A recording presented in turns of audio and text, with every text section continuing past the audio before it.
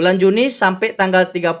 Benar ya? Ketika kita pilih bulan Oktober, bulan ke-10 menjadi tanggal 31. Ketika kita pilih bulan yang kedua, maka dia menjadi bulan 28 saja. Dan ini akan menghasilkan secara otomatis, teman-teman. Gimana caranya?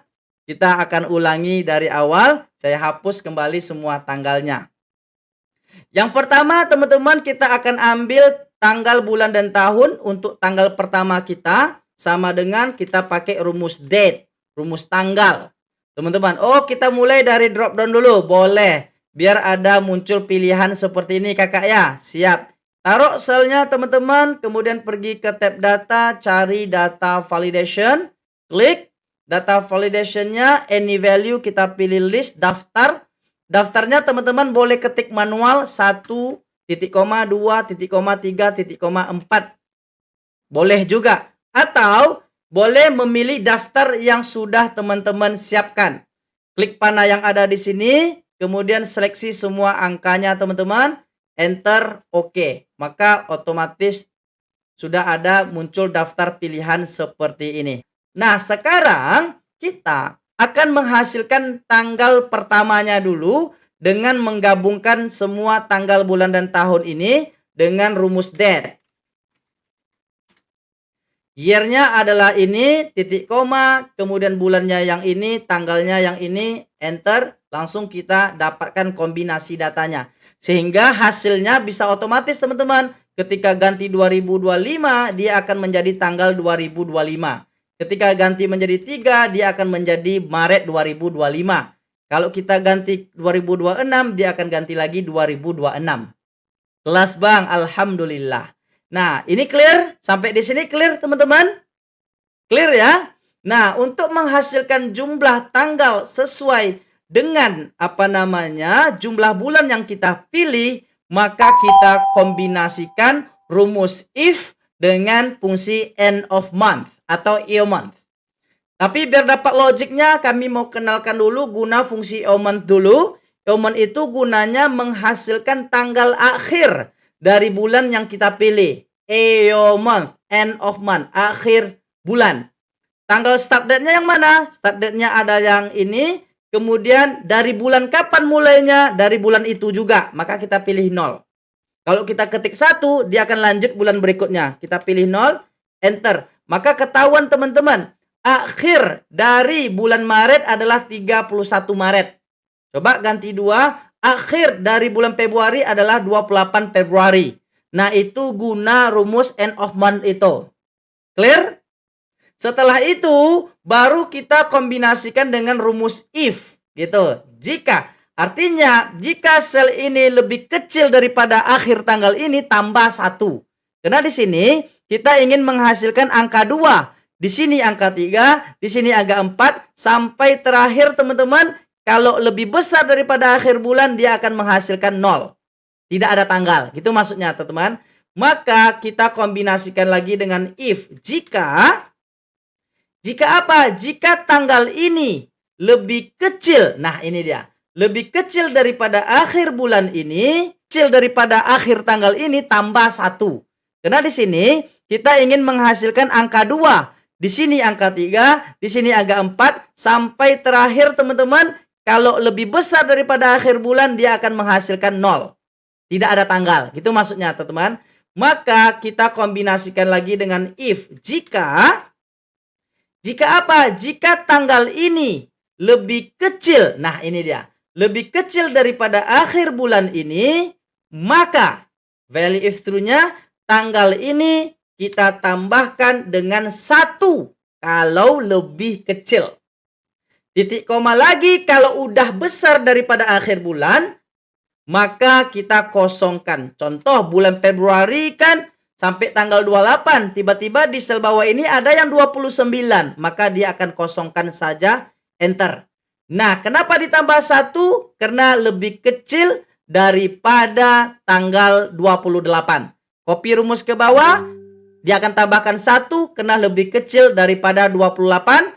Lanjut kita copy lagi teman-teman sampai di akhir. Maka sampai tanggal 28 masih oke.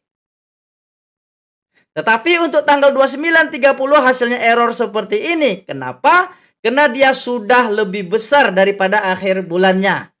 Maka dari itu, supaya profesional, kita kombinasikan lagi rumus ini dengan if error. Jika error. Nah, itu maksudnya. If error artinya kalau udah error, nggak sesuai lagi, maka di ujungnya kita tambahkan keterangan kosongkan saja. Jadi petik 2 itu bermakna kosongkan saja, enter, yes. Kemudian kita tinggal kopikan rumus ke bawah lagi, boom, sampai tanggal terakhir. Nah, kenapa ini kosong? Karena nggak lebih besar, karena sudah besar daripada angka 28. Di sini harusnya 29, harusnya 30, harusnya 31. Karena dia lebih besar, maka dia dikosongkan. Maka setelah itu teman-teman, bulan kita bisa tampil secara otomatis jumlah dan tanggalnya sesuai dengan tanggal yang kita pilih, bulan yang kita pilih. Mantap atau keren? Mantap atau keren? Dapat logikanya teman-teman? Sekarang ada satu tantangan lagi. Coba teman-teman perhatikan. Tantangan yang berikutnya adalah tanggal setiap hari Minggu berwarna hijau. Artinya kita tandai langsung. Coba teman-teman kita ganti bulan 2. Tanggalnya berubah. Jadi nggak perlu manual merubah warna-warna ini teman-teman. Ganti bulan 5. Nggak usah manual. Dia akan berubah secara otomatis warnanya. Lagi-lagi di sini kita menggunakan fungsi conditional formatting, teman-teman. Seperti apa conditional formatting? Nah, ini dia teman-teman, saya hilangkan dulu warna otomatisnya. Sabtu Minggu di join bank boleh? Boleh-boleh aja, teman-teman. Berarti tinggal tambahkan, berarti 2 kali, teman-teman ya. Berarti 2 kali kita membuat conditional formattingnya. Boleh. Ini kita akan buat Sabtu dan Minggu, teman-teman, warnanya ya. Tapi sebelumnya saya hilangkan dulu, teman-teman, formatnya. Kita pergi ke tab Home, Conditional Formatting. Saya clear lagi, teman-teman. Clear Selected Rule. Nah, ini sudah hilang, teman-teman. Oke, nanti kita akan coba Sabtu Minggu berwarna merah atau warna apa, teman-teman ya. Kita coba ya. Nah, yang pertama kita seleksi dulu data kita, for sure. Ya, setelah kita seleksi, baru kita pergi ke tab Home. Cari conditional formatting, pilih yang new rule. Karena kita membuat aturan baru, teman-teman. Klik new rule. Nah, rule yang kita buat menggunakan formula. Maka pilih use a formula. Nah, di sini yang harus dipahami betul, teman-teman. Apa formulanya? Formulanya adalah, teman-teman, sama dengan weekday. Nah, weekday.